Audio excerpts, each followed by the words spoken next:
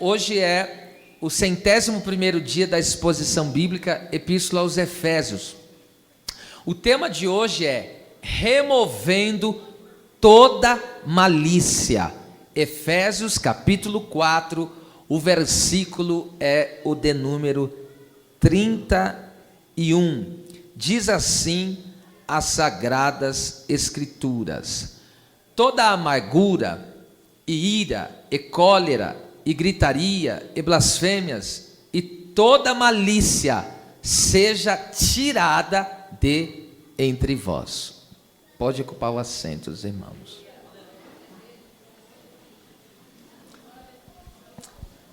Aquele que tem o selo do Espírito Santo, que marca-o como um autêntico filho de Deus, o seu comportamento deve refletir a vida e o amor de Deus. O apóstolo lista aqui nesse versículo ao qual nós acabamos de ler 6 vícios que é incompatível, ou seja, não tem harmonia entre eles, com a vida em Cristo Jesus, e tem que ser removido do nosso viver cristão. Então você percebe que ele diz aqui: toda amargura e ira, e cólera, e gritaria, e blasfêmias. Nós vamos trabalhar esses 5 pontos aqui que eu acabei de ler. Primeiro, amargura. Essa palavra amargura, a palavra grega aqui é pikria, que significa amargura com ideia de veneno, raiz amarga e que produz um fruto amargo. É amargo ressentimento, é um estado de intenso ressentimento ou ódio. Como disse, essa palavra, o autor dela é desconhecido, por isso que eu digo, alguém disse as seguintes palavras: guardar ressentimento é como tomar veneno e esperar que outra pessoa morra. Então a pessoa toma veneno e fica esperando a outra, vai morrer. Então não tem como. Então ressentimento é basicamente, foi muito feliz a pessoa que citou essa palavra. Então é basicamente isso. Na Bíblia, essa palavra aqui, pikria, no Novo Testamento, ela aparece só 4 vezes essa palavra. E uma delas aparece nesse texto que eu vou ler aqui, em Hebreus capítulo 12, versículo 15. Perceba isso aqui: tendo cuidado de que ninguém se prive da graça de Deus, e de que, olha lá, nenhuma raiz de amargura, é a mesma palavra que Paulo usa para amargura lá, pikria, brotando, vos perturbe, e por ela, olha lá, muitos se contaminem. Perceba isso aqui comigo. Aqui nós temos 3 fases da raiz de amargura. A raiz de amargura não começa assim, ela tem fases. E qual é as 3 fases dela? Aqui nesse texto nós podemos ver. Ela começa como semente, depois ela vem como raiz e depois ela dá fruto, brotando.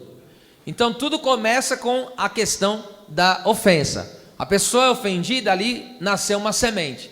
Se ele não abortar essa semente, dessa semente vai se criar uma raiz, e dessa raiz vai acabar nascendo frutos. Então esses são os 3 processos: semente, raiz e fruto. Vamos lá. A semente vinga quando não se libera o perdão. Cria-se raiz ao guardar a mágoa no coração, e frutifica, brota, quando se paga na mesma moeda, ou seja, a pessoa revida aquilo que foi lhe feito. Agora, nesse texto, nós vemos aqui os efeitos da amargura.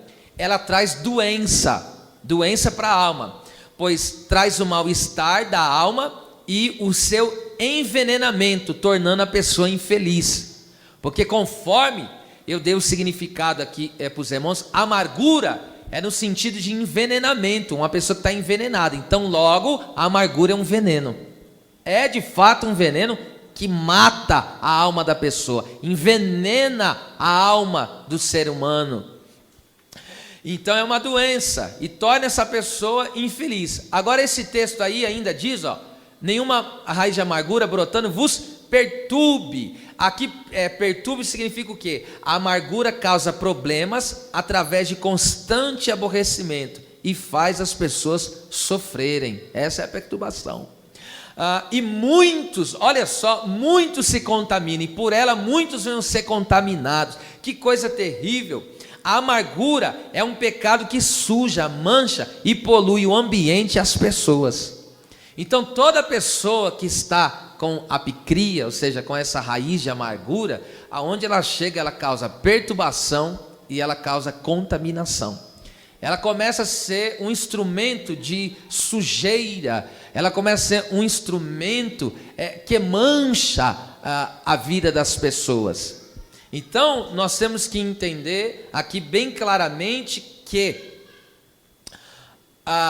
é importante que, conforme esse texto, Paulo aqui está dizendo, que venha a ser o quê? Tirado, venha a ser removido. A amargura não pode permanecer, não pode estar no meio do povo de Deus.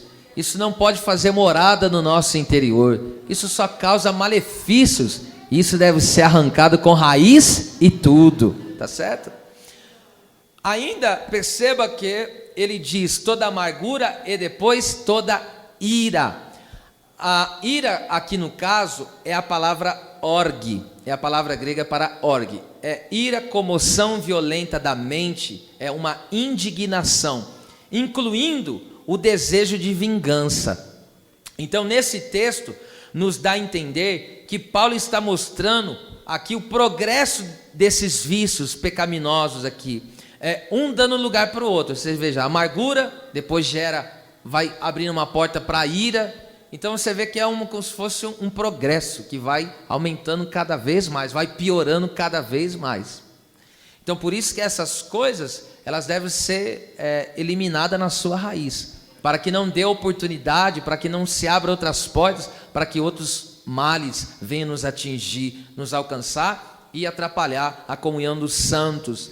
A amargura então abrirá, conforme aqui, abrirá as portas para ira e assim sucessivamente. Há uma recomendação de Deus aqui para nós em Colossenses capítulo 3, versículo 8, que Paulo diz assim: mas agora despojai-vos também de tudo, da ira. Só até aqui, ó, da ira. Então, despojai-vos da ira. A palavra despojai-vos aqui no caso significa tirar do caminho.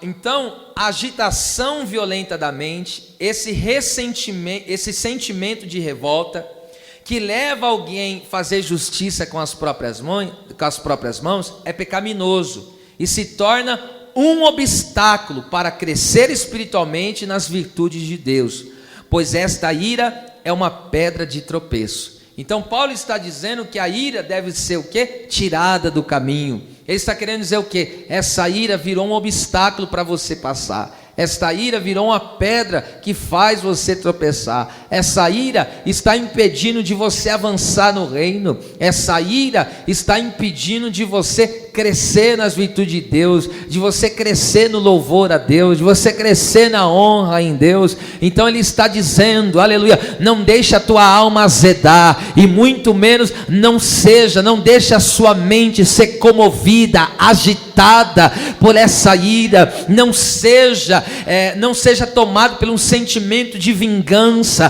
porque isso é um obstáculo, isso te impede de crescer, isso te impede de progredir, isso te impede de avançar. Esse é o obstáculo. Então o que ele está dizendo? Tira isso do teu caminho, limpa isso do teu caminho, limpa. Então Deus quer fazer essa limpeza espiritual na nossa vida, tá certo? Aí ele diz, olha só que coisa tremenda, ele fala da amargura, ira, e agora cólera.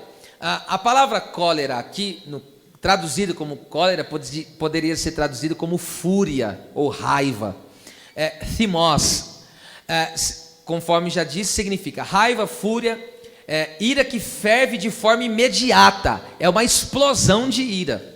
Então veja, aqui no versículo de número 26 e o versículo de número nos versículos 26 e 31, Paulo usa 4 palavras diferentes no grego, a saber, orgizo, parorgismos, orge e thimos, para falar da ira. E por que ele usa? Por que ele usa 4 palavras diferentes no grego para falar da ira? É como se fosse, dá-nos a entender, é como se a ira tivesse níveis, onde a pessoa primeiro é irritada, aumenta a irritação, é o segundo nível, aí vai para o terceiro nível, enche, onde a mente da pessoa fica agitada, e, entende? A pessoa fica ali naquela comoção violenta, maquinando coisas, tramando vingança.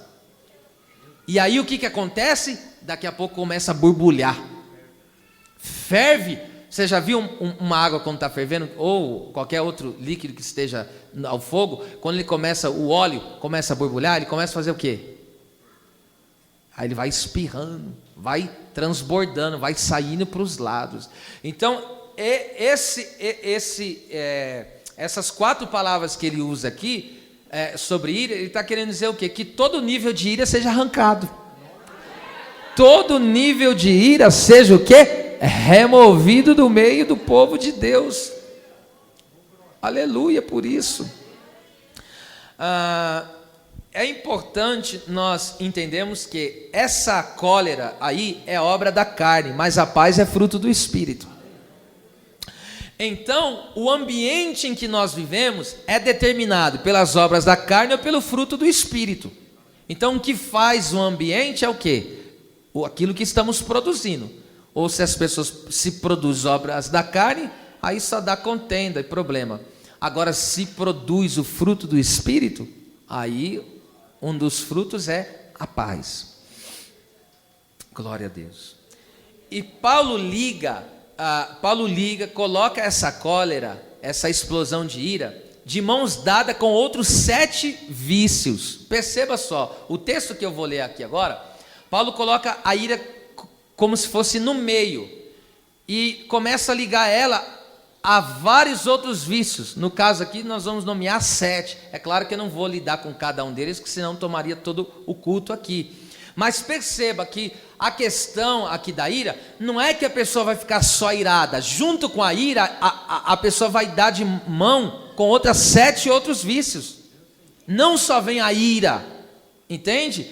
A questão, quando vem a ira, ela vem com mais 7 colegas. E ela vem de mão dada. É o que Paulo coloca aqui. Coloca aí para mim, 2 Coríntios, capítulo de número 12, o versículo 20. Olha só. Porque receio que quando chegar, vos não ache como eu quereria, e eu seja achado de vós como não querieis. E que de alguma maneira, olha lá, primeiro, haja pendências, invejas, iras, aqui é thimos, é o que está traduzido ali em Efésios como cólera, tá? É a mesma palavra. Porfias, distrações, mexericos, orgulhos e tumultos. Então veja aqui, a ira, ela está ligada ali, ela está no meio. Então junto com a ira, tem a pendência, tem a inveja, tem a porfia, tem a distração, tem o mexerico, tem o orgulho e tem o tumulto. Então a ira não compensa. Ser explosivo na ira não compensa. Porque agora vamos trabalhar aqui cada um desses itens, mas é claro que resumidamente. Então, através da explosão de ira, pode-se criar um ambiente carnal e hostil. Aqui nós vemos aqui esse texto aqui, que coisa tremenda aqui. Perceba, ele está dizendo, haja pendência. Haja é o quê? É a questão da... Haja de haver, né? De ter, é de criação. Deus usou, haja. Então perceba isso aqui, haja pendências. Então, Deus não quer que a gente crie esse ambiente. Deus não quer que esse ambiente de cólera seja criado no nosso meio. O que é pendências? Escute, ninguém subirá ao céu se não resolver o que tem para resolver. A nossa entrada no reino dos céus depende de que as pendências sejam resolvidas aqui na terra. Pastor, eu tenho algumas pendências, resolva. ainda tem uma coisa, tem um negocinho ali, tem uma vírgula ainda para acertar com aquela pessoa. Resolva. O mais rápido possível. A gente não pode ter pendências. Invejas, o que é inveja? Inveja você sabe. A inveja ela tem vários ângulos aqui, mas um deles, a inveja, é quando uma pessoa ela não consegue ver outra pessoa ser mais bem sucedido do que ela. Percebe isso aqui que é inveja? Vamos lá. A pessoa ela não tem problema de ver uma pessoa crescer, prosperar. Ela não tem problema. O problema dela é ver outra pessoa mais do que ela. Aí é que é o problema. Essa inveja é esse tipo aqui. Lembra aquela historinha lá que eu contei? Alguém chegou e falou assim Deus falou para a pessoa: me pede o que você quiser, que eu vou te dar, mas tem um porém. O que você pedir eu dou em dobro para o seu irmão. Aí ele pegou e falou: vai dar o dobro para o meu irmão? Aí ele pegou e falou: então me cega. O que ele estava querendo dizer com isso? Que o meu irmão não fique melhor do que eu. Então isso é inveja. Então ele pode prosperar, mas só não pode prosperar mais que eu. Quer trazer para um linguajar congregacional? Ele pode pregar, mas não pode pregar mais que eu. Ele pode louvar, mas só não pode louvar mais que eu. Se acontecer, se Deus usar ele mais do que usa a mim, aí não vai dar certo.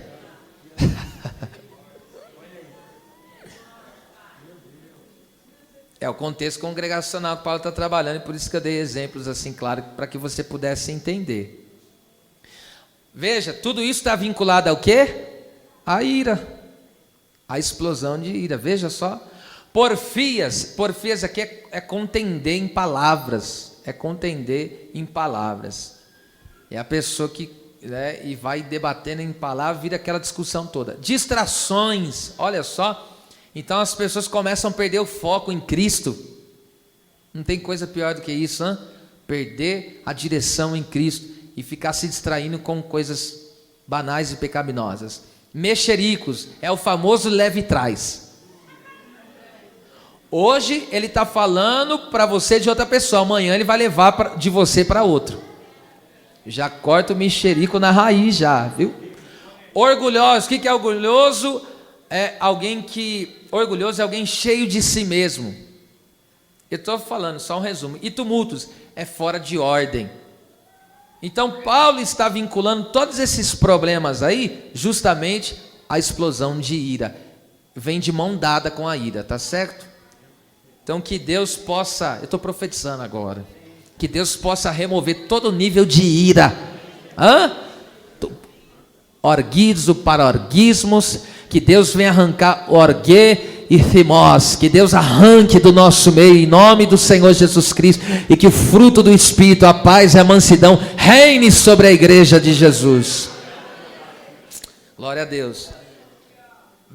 Vamos lá, continuando, ainda, amargura, ira, cólera, estou falando repetidamente para você gravar isso, e gritaria que é krauge, que significa um grito, um clamor forte, gritaria de tumulto ou desavença.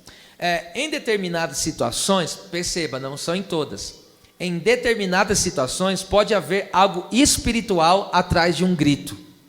Estou dizendo, não são todas, mas existem circunstâncias, determinadas situações que por detrás de um grito há uma voz espiritual. E vamos ver isso biblicamente, em Lucas 9:39, aqui está contando a história de um filho que estava endemoniado, possuído, e aquele pai desesperado levou o filho para os discípulos, e eles não puderam fazer ali absolutamente nada, não puderam repreender, e aí chamou Jesus chegou diante ali do pai, e o texto diz assim, eis que um espírito o toma, e de repente, aqui clama, kraug, grita, é a mesma coisa que gritar.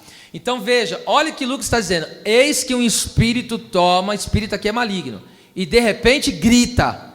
Perceba, ele usa a palavra eis, vocês lembram que essa palavra eis e do, significa chamar atenção. Então Deus está chamando atenção, o evangelista Lucas está chamando a nossa atenção que por detrás daquele grito havia uma influência maligna. Agora percebe isso aqui, que coisa tremenda. Imagine o tormento que esses gritos causavam na casa desse pai de família. Imagine alguém endemoniado gritando. Eu já tive experiência de estar num lugar orando, eu já tive experiência. E em outro lugar, a pessoa começou a soltar uns gritos, a perturbação veio em mim. Eu me senti perturbado, eu falei, essa pessoa está endemoniada. Agora imagine você estar dentro de uma casa que as pessoas influenciadas. Eu já estou dizendo já desde o começo, não são todos questões de grito, que é influência. Tem coisa que é natural da vida mesmo. Estresse da casa e você solta lá uns brados. Para não dizer outra coisa, né? Que vai enchendo, né? E você pega e dá uma soltada de vez em quando, né? Não estou falando desse aí não. Eu estou falando porque é um grito, que é um negócio que vem do profundo, da inspiração de um espírito imundo. E isso causa uma... Agora imagine uma casa dessa, das pessoas debaixo de berro, de grito. Imagine, é uma coisa que entra assim, irmão, que causa um... Quem já teve uma experiência de ouvir alguém assim? Quem já teve? Fala a verdade aí, irmão. É horrível isso aí, hein? É um negócio que entra assim, e você fala, ai, te achei, eu te vi aí. Que é um negócio que entra e causa algo muito, muito ruim, muito terrível. Às vezes tem gente que está aqui, às vezes o vizinho é desse jeito. De repente você vê o bicho começa a pegar lá do lado e só palavra que voa, para não dizer outra coisa, né? E aí você fala, Jesus amado. Aí você põe até a mão assim, ó. Faz a obra. Você vê como que Jesus trabalha, né? Mas também, a Bíblia diz, eu estou dizendo aqui dentro do ponto de vista, aqui, trazendo essa aplicação, existe também aquele grito que vem inspirado, é um grito de socorro, que vem da alma da pessoa. Isso aconteceu com Josafá. A Bíblia diz em 1 Reis 22, 32, que ele gritou. E quando ele gritou, Deus enviou o socorro. Lembra outra história muito conhecida da Bíblia, que Deus agiu por meio de um grito? As muralhas de Jericó. Havia uma muralha. Qual foi a ordem de Deus? Grita. Aí quem ficou perturbado aquele dia foi o inimigo. É por isso que quando a igreja está na presença de Deus, adorando, glorificando, clamando ao seu nome, o inimigo fica perturbado e muralhas começam a cair, porque Deus age no meio da glorificação da igreja.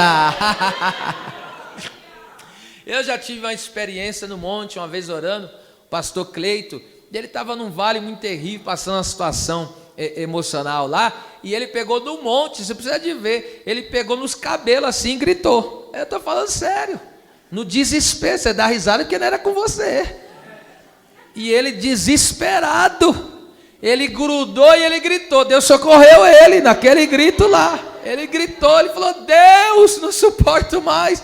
E Deus foi e socorreu a vida daquele homem. Tem lugar certo, né? Ele gritou, foi bem no monte, só estava nós, os irmãos lá, mas aquele grito subiu até a entrada eterna, e Deus enviou o socorro. É cada coisa, não?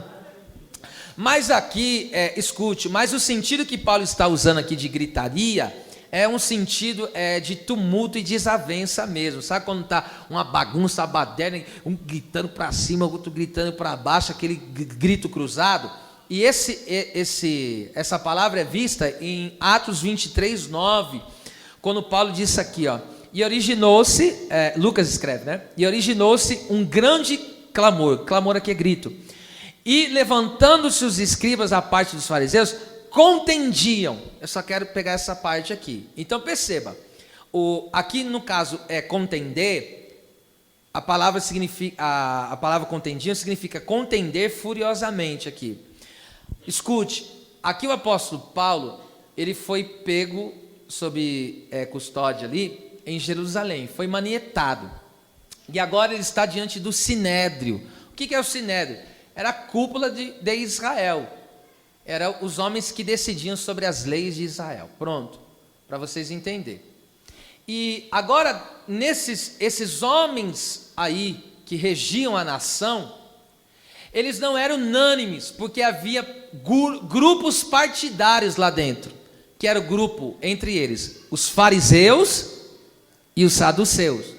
Os fariseus, eles acreditavam em ressurreição, acreditavam em anjos e outras coisas mais. Mas os saduceus não acreditavam eles não acreditavam em ressurreição, não acreditavam em anjos, eles não acreditavam nessas coisas. Logo, eles não eram unânimes.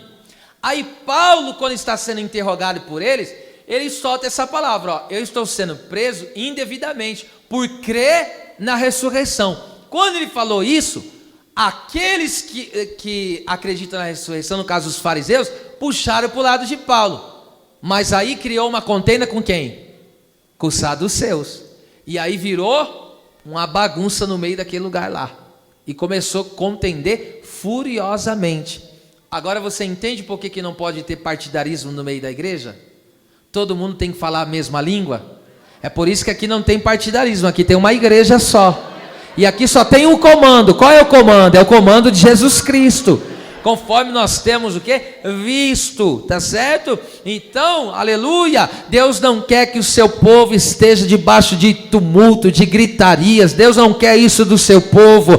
Deus quer que o seu povo esteja numa linguagem sã, numa linguagem saudável, numa conversa edificante diante da sua presença. Gritaria. E se você muitas vezes, isso aqui é profético, se você tem vivido situações como essa, muitas vezes, até no meio do teu trabalho, você vê lá, às vezes tem pessoa que sai fora de si, xingo para cima e daí vai para cima e para mais aí. Mas Ele vai te livrar dessa perturbação infernal. Deus está ministrando paz no ambiente em que você vive. Aleluia. Recebe, porque isso é de Deus. Deus está ministrando paz ao ambiente em que você vive. Glória a Deus. Então já pensou, agora imagine você estar no meio de uma congregação onde as pessoas são barraqueiras, gritadeira. Isso não compete a nós mais, isso faz parte do velho homem, tá bom? Blasfêmias, vamos lá, continuando. Blasfêmias, quinto, blasfêmias. Aqui é blasfêmia mesmo no grego, tá? Que significa calúnia, difamação. O que é calúnia? É você inventar uma mentira de alguém e passar como uma verdade. Difamação é você trazer uma má fama de uma pessoa. É discurso injurioso contra o bom nome de alguém. Escute, blasfêmia no português, para nós, quando fala de blasfêmia, nunca fala de blasfemar contra um homem, né? No português não existe isso. No português é insultar, é falar contra a divindade. Mas no grego significa tanto falar contra Deus, quanto também caluniar e difamar pessoas, falar contra pessoas. Isso é blasfêmia. Então, quando alguém levanta calúnia contra a sua vida, biblicamente ele está blasfemando. Agora, aqui tem dois pontos de vista que eu quero trabalhar aqui. Qual que é o primeiro? Esse aqui, ó. Os cristãos precisam tomar cuidado para que eles, por sua conduta, não deem ocasião para que Deus e a sua palavra seja blasfemada. Então a nossa conduta, a nossa postura deve ser uma postura que o nome de Deus, as pessoas não venham falar contra o nosso Deus por causa do nosso estilo de vida. Esse é o primeiro ponto. Agora veja a base bíblica que eu tiro isso. Tito 2, 4 e 5. Olha só que interessante. Para que ensinem as mulheres novas, no caso as mais velhas, ensinar as novas, a serem prudentes, amarem seus maridos e amarem seus filhos. Olha o verso 5. A serem moderadas, castas, boas donas de casa, sujeitas ao seu marido, a fim de que a palavra de Deus não seja blasfemada. Primeiro, a palavra ensine aqui é sofronizo, que significa manter alguém em seu dever. Então, cada um deve ser mantido no seu dever, na posição que Deus te colocou. E aqui, perceba, quando ele está falando ensine, é claro que ele está direcionando uma palavra direta para as mulheres, mas aqui para nós, isso não significa que essa palavra aqui é só para as mulheres. Não, essa palavra aqui é para o pai, é para a mãe, é para o filho, é para o irmão, é para o obreiro. Então que o comportamento do pai do marido, da esposa, do filho, do irmão, do obreiro, do servo de Deus, o comportamento de um para com o outro deve ser para a glória do Pai Celestial. Porque está escrito em Mateus capítulo 5, versículo de número 16, está escrito o quê? Resplandeçam a vossa luz diante dos homens, para que vejam as suas obras e glorifiquem ao Pai que estais nos céus. Então o meu comportamento como marido deve ser um comportamento que Deus venha a ser glorificado. O comportamento da esposa deve ser um comportamento que Deus venha a ser glorificado. O comportamento dos pais para com os filhos deve ser um comportamento que Deus seja glorificado. Mas também o comportamento dos filhos para com pais deve ser do jeito que Deus Pai seja glorificado. O comportamento de um irmão para com outro irmão deve ser de maneira que Deus seja glorificado. O caminhar da igreja, séria! Deus deve ser glorificado, tá certo? Então o nome de Deus não pode ser blasfemado. Uma das orações que eu faço, cada um dá conta da vida que tem. Eu cuido dos meus filhos até estiver em casa. Depois que sair de casa, cada um que cuida da sua vida, tá? Mas enquanto estiver em casa, eu estou cuidando, estou orientando, estou ensinando. Depois que criou, é de maior, paga as próprias contas, trabalha, né, e paga as próprias contas, aí vive do jeito que quer. Aí eu já não mando mais, né, aí a pessoa é que se vira.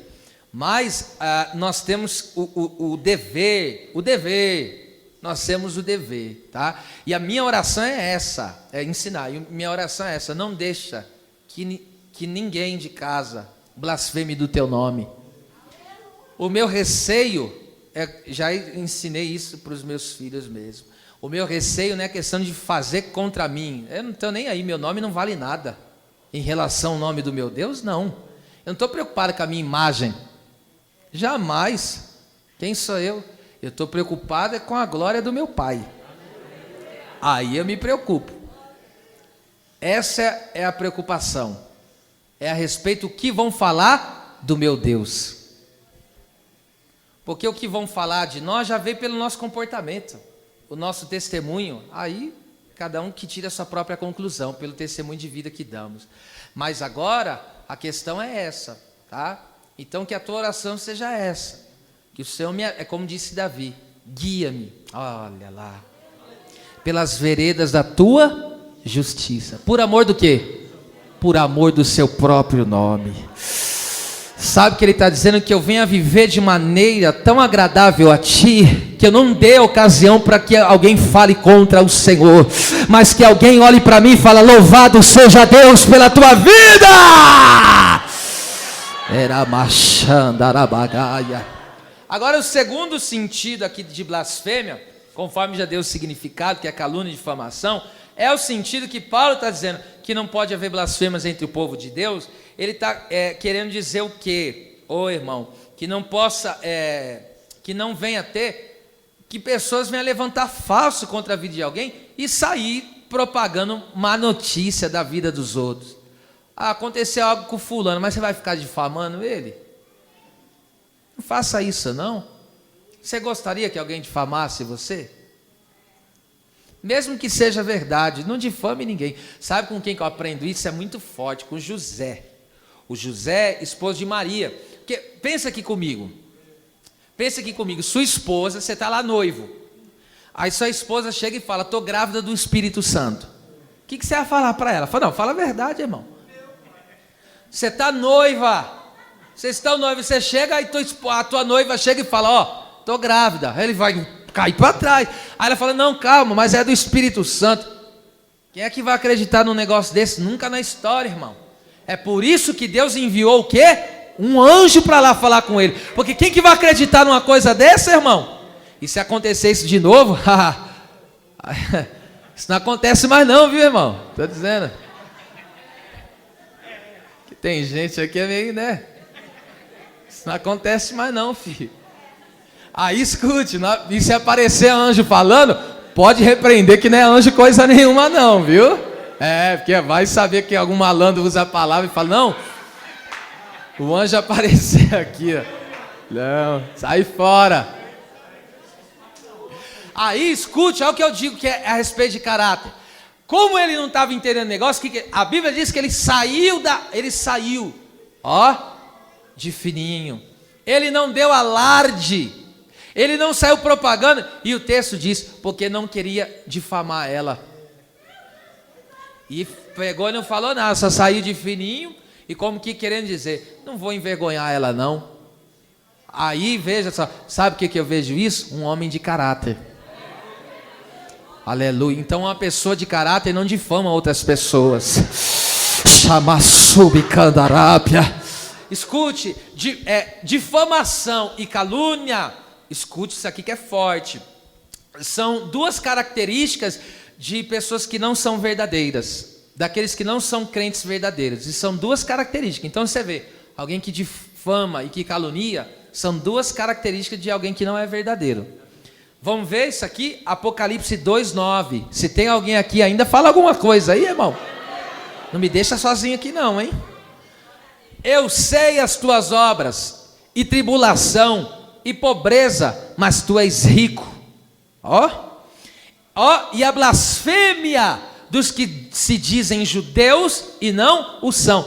Trazendo para o dia de hoje, diz que é crente, mas Jesus está dizendo, não é não. Mas são a sinagoga de Satanás. Olha o que a Bíblia está aqui nos dizendo. Em outras palavras, essas pessoas se infiltraram no meio da igreja. Não querem ser transformados pelo poder da palavra. Recebem a palavra, mas não deixam a palavra entrar na vida delas. Dizem que são, mas não são. E acabam virando um ajuntamento de Satanás, porque sinagoga é ajuntamento. Eles se unem, para que se ia na sinagoga? Para prestar culto a Deus. Então essas pessoas se unem para prestar culto e agradar a Satanás. Olha o que Jesus está dizendo aqui. Mas Jesus falou, eles estão dizendo que são, mas eu digo que eles não são coisa nenhuma, porque eles estão blasfemando, estão levantando calúnia contra vocês, contra os fiéis da minha casa, estão difamando, e eu digo que eles não são verdadeiros. Então, pessoal, irmão, o que dá na cabeça de alguém inventar mentira da vida do outro? O que dá na cabeça? Ele está influenciado. O que dá de a pessoa, qual é o prazer que a pessoa tem de chegar e falar mal, ainda mais jogar o passado. Deus exortou Ananias, viu? Deus falou para ele, vai lá e ora por Saulo. Ô Senhor, ele persegue, ele maltrata. Jesus falou, cala essa boquinha aí, filho. Você está apontando o passado dele? Você está difamando ele porque eu já transformei, ele é um vaso de honra. Aleluia! Glória a Deus! Então quem são os blasfemadores? Aqui, blasfemador, já dizer, é o contexto que Paulo está dizendo, que seja removido toda blasfêmias. Entre vós, blasfêmia aqui, calúnia e difamação.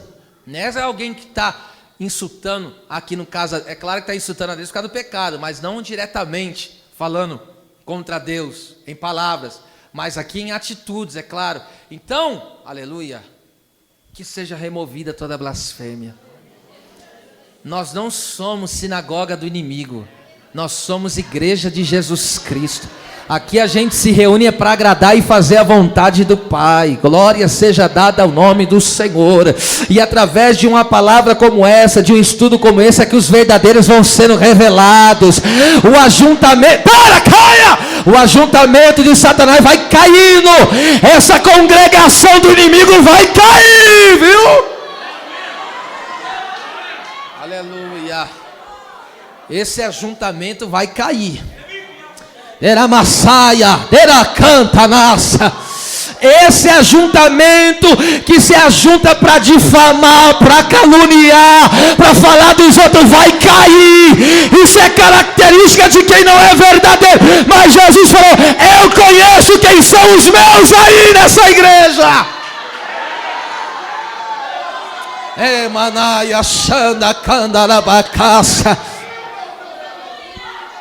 Esse dia minha esposa teve ali, ela, teve uma pessoa, chegou, estava ali na confraternização, e chegou uma pessoa, você ficou sabendo da vida de fulano? Chegou a irmã, já deu o dedo na boca dela.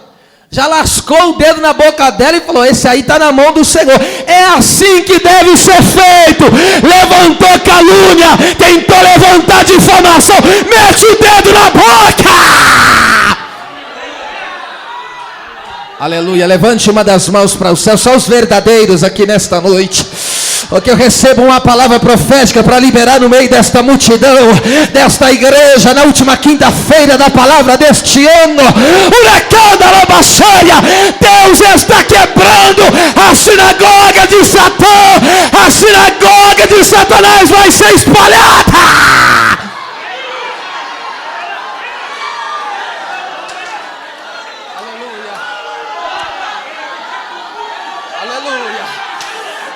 Tonight, come on, Jacobia. Tonight, come on, Jacoba, sai. Aleluia. Aleluia. Põe a mão no ombro do vizinho e diga para ele, Deus te chamou para abençoar. Diga isso.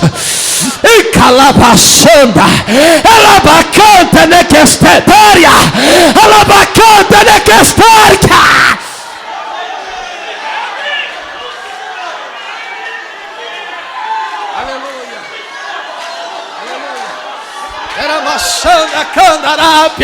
Aleluia, ele fazia isso, ele aquilo. Ei, sai daqui, sinagoga de Satanás.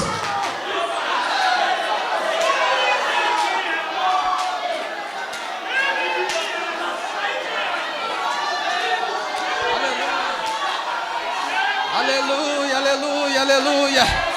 Canda, xanda, candaraia. Receba do que Deus está derramando aqui nesta noite. Recebe essa unção. Enquanto a igreja quer, é isso aqui, ó. Esse grito pode. O grito de glória pode. O grito de aleluia pode. O grito de língua estranha pode. Quando a igreja grita o nome de Deus, Deus derruba a sinagoga de Satanás. Era cachai,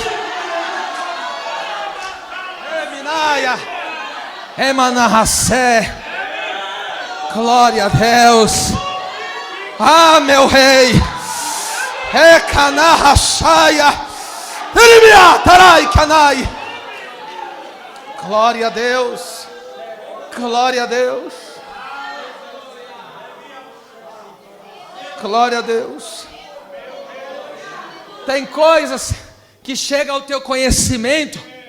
Ô irmão, eu lembro no começo da minha conversão chegando, se Deus não guardasse meu coração, que tem muitos infiltrados. Se Deus não guardasse meu coração, de repente eu vi um dia uma missionária, irmão, sendo usada ali nos mistérios. Eu peguei e falei, pô irmão, eu falei, nossa, como Deus usa aquela missionária. Ele falou, você não sabe, ela já traiu o marido. Ô irmão, quero saber o que ela aprontou. Eu falando... A irmã é uma benção. O irmão já pegou e já falou, não é isso aí não. Já pensou se Deus não guarda o coração da gente? Já aprende errado já. Cuidado com os infiltrados, viu? Aleluia. Ó. Não é tudo isso não, viu? Cuidado. Tem coisas que a gente sabe que tem pessoa que verdadeiramente é só misericórdia. Mas o que a gente faz? Só ora. Coloca na mão do rei justo. E é ele que vai ter com cada um. Cada um tem tomado posições que envergonham o nome de Deus. Aí cada um que vai ter com o Senhor. Glória a Deus. Parte B do versículo 31. E toda malícia. Vamos ler tudo de novo, ó. Toda amargura, ira, cólera, gritaria, blasfêmias e toda malícia seja tirada de entre vós. A palavra malícia, a palavra grega kakia, é uma caca mesmo, né? Olha só, maldade, malignidade, é o desejo de fazer mal aos outros. É um sentimento de hostilidade e forte antipatia e desejo de prejudicar. ao ler esse versículo 31 aí, de trás para frente, vemos que essa engrenagem das trevas começa na malícia e termina com o envenenamento da alma. Leia de trás para frente, ó. Seja tirada de vós toda malícia, toda blasfêmia, gritaria e cólera, ira e amargura. Ou seja, começa na malícia, termina com a alma envenenada. Só você ler o versículo de trás para frente. A raiz de quando a Bíblia faz raiz de todos os males, é essa palavra aí, caquia. Então, agora perceba isso aqui comigo. Que coisa terrível. Mas Cristo nos transformou. E esses vícios listados aí, esses 6 vícios listados aí, esses pecados, fazem parte da velha vida. Amém? Fazem parte da velha vida. Agora veja como Paulo trata isso em Tito 3:3. Olha só. Porque também nós éramos passado, não somos mais. Esse velho homem não, da amargura, da ira, da cólera, da blasfêmia, não, esse aí não mais. Esse não mais. Nós éramos no outro tempo, olha lá, insensato. O que é insensato? Tolo. Desobediente, já está dizendo, rebelde. Extraviado. O que é extraviado? Alguém que saiu do caminho da verdade. Aqui servindo sendo escravo, ó, sendo escravo de várias concupiscências e deleites. Concupiscência é desejo por algo proibido. Deleite é ter prazer naquilo que é proibido. Então a pessoa não só tem ela não só tem desejo, ela se delicia com aquilo que é errado. Agora olha só, vivendo a mesma palavra, em malícia, em inveja, odiosos e odiando-nos uns aos outros. Essa era a nossa vida. Essa era a vida antiga. Era detestável e ainda odiava um ao outro. Ó, odiando-nos. Nós éramos odiosos, tá? E ninguém escapa disso aqui não, filho. É a Bíblia que diz. Era odioso e ainda se odiava. Ou seja, é a miséria em cima da miséria, né? Então agora pega isso aqui. Eu não vou comentar, claro, cada um desses itens aí, porque eu disse, tomaria todo o estudo. Mas veja, aqui, ele diz, vivendo em malícia. A palavra vivendo aí é diago, que significa guiar através de, passar o tempo, que é levar a vida, né? É por isso que ele traduziu aqui como vivendo. Então, éramos guiados pela maldade, mas hoje somos guiados pelo Espírito Santo. Alguém glorificou a Deus por essa palavra. Eu vou repetir de novo. Antes éramos conduzidos pela maldade, hoje somos conduzidos pelo Espírito da verdade.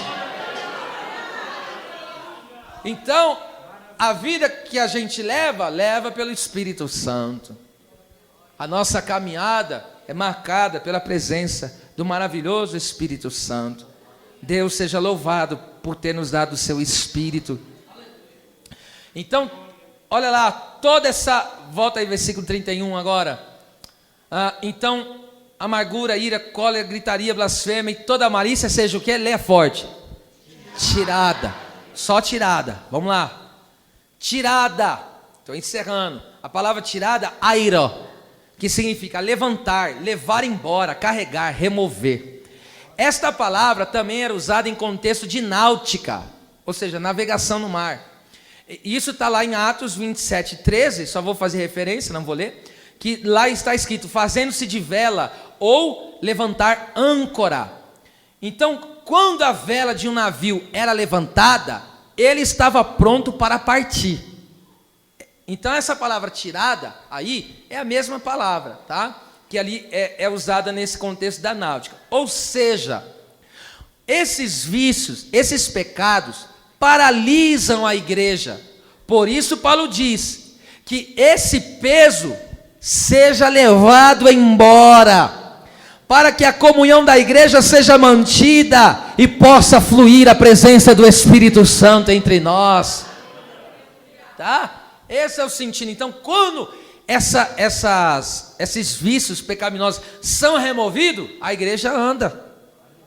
Isso é o levantar da vela, isso é o levantar âncora. Esses vícios aí é um peso no meio da igreja, é um peso para a igreja do Senhor. Na congregação, Como dizem aí, o que para a igreja não é perseguição, a história mostra isso. Perseguição, na verdade, sempre fez a igreja crescer mais. Lá no Êxodo, lembra? Faraó se levantou, o povo crescia. Em Atos, se levantaram, crescia. Agora, quando há essas infiltrações aqui, isso paralisa uma igreja. Isso paralisa uma congregação. Por exemplo, Deus falou para a igreja lá de Éfeso, lá em Apocalipse 2. Deus falou, se você não se arrepender desse teu pecado, será tirado do meio de ti o teu castiçal. Me pergunta se a igreja permanece na terra? A igreja permanece, a igreja do céu nunca será vencida. Mas a igreja local lá de Éfeso está lá? Eu fui lá, não está mais lá. Foi removido. Então, o pecado paralisou aquela igreja lá. Era para ela estar lá até quando? Até hoje. Desde o tempo que ela foi inaugurada, era para estar de geração em geração. E por que hoje não tem lá mais uma congregação? Por que fechou? A igreja parou? Não, a igreja continuou, a igreja aqui. A igreja está em todo o globo. Glória a Deus. Tem uns que já estão na presença do Senhor, literalmente, e outros como nós estamos aqui na terra. Só que esses pecados podem paralisar. Por que existem lugares que se fecham? A questão é essa. Portas que se fecham por causa disso. Esses pecados aqui paralisam uma igreja, paralisam uma família, paralisam uma empresa. Então, quando esse peso, tem que ser removido. Aqui, essa palavra aido, é esse sentido, é como se fosse uma carga, um peso que você pega, carrega e leva embora. Remove. É como você pegar aquela âncora, que o que faz o navio parar é a âncora. Então, quando você levanta, ele está pronto para partir, junto com a vela estendida. Tá certo? Então, é isso aqui essa é a aplicação. Então, quando esses pecados, esses vícios são removidos, a igreja vai fluindo no Espírito. Aí, só navegando no oceano do Espírito. A igreja continua o seu trajeto, ganhando almas, aleluia, pregando o Evangelho, curando os enfermos, libertando os oprimidos, avançando na terra e esperando a volta do Senhor. Agora, encerrando, ele diz, seja tirada. Isso aqui você só poderia saber se fosse lido no grego. Essa palavra de aqui é uma preposição. E tem várias preposições que na língua portuguesa é traduzida como de, que nem ek ou ex, que significa de dentro para fora. Agora, essa preposição de aqui, a preposição de é apó. E essa apó significa, no grego, longe de, afastado, e denota separação. Então veja só, essa palavra aqui, sabe onde que essa palavra é vista? Desse mesmo contexto aqui que Paulo está falando, lá em Mateus 7:23, eu vou ler o texto. Olha só, você sabe que aqui o texto, Jesus está falando contra os falsos profetas, e ele diz assim, muitos chegarão em mim e dirão, Senhor, Senhor. Muitos chegarão e dirão, Senhor, Senhor. Aí Jesus falou, mas nem todos que me dizem Senhor, Senhor, entrarão no reino dos céus. Ele fala, vão dizer, eu profetizei em teu nome, curei em teu nome, fiz maravilha em teu nome. Aí Jesus responde isso aqui, e então lhes direi abertamente, francamente, nunca vos conheci. Olha o que ele diz, apartai-vos, vai embora. De aqui é pó, apartai-vos, ou seja, vai para longe de mim. Ou seja, você está separado de mim. É isso que Jesus está dizendo aqui, Então, apartai-vos de mim, vós que praticais a iniquidade. Então, pegue isso aqui e não esqueça nunca mais. O que esse texto quer dizer então para nós? Ou seja, ou o Espírito Santo remove esses pecados listados aqui que nós lemos para bem longe de nós, ou esses pecados nos afastará para bem longe da presença de Jesus Cristo. Vou repetir tudo de novo. Então, volta aí a questão aí da ira, amargura, ira, cólera, gritaria, blasfêmia e malícia. Então, perceba, ou o Espírito Santo, aleluia, é só Ele que pode fazer isso, nos tira para bem longe Ele arranca isso do meio da igreja e leva para bem longe. Amém. Eu digo glória a Deus. Ou esses pecados nos tirarão da presença de Jesus. Então eu prefiro ficar com a primeira opção, que o Espírito Santo leve embora. Que o Espírito Santo remova. Oh, Deus seja louvado, porque eu quero estar perto de Cristo. Aleluia, eu quero estar com meu Senhor. E eu encerro dizendo que toda prática e comportamento pecaminoso seja levado embora, para bem longe da igreja do Senhor Jesus Cristo. As palmas louvem o Senhor.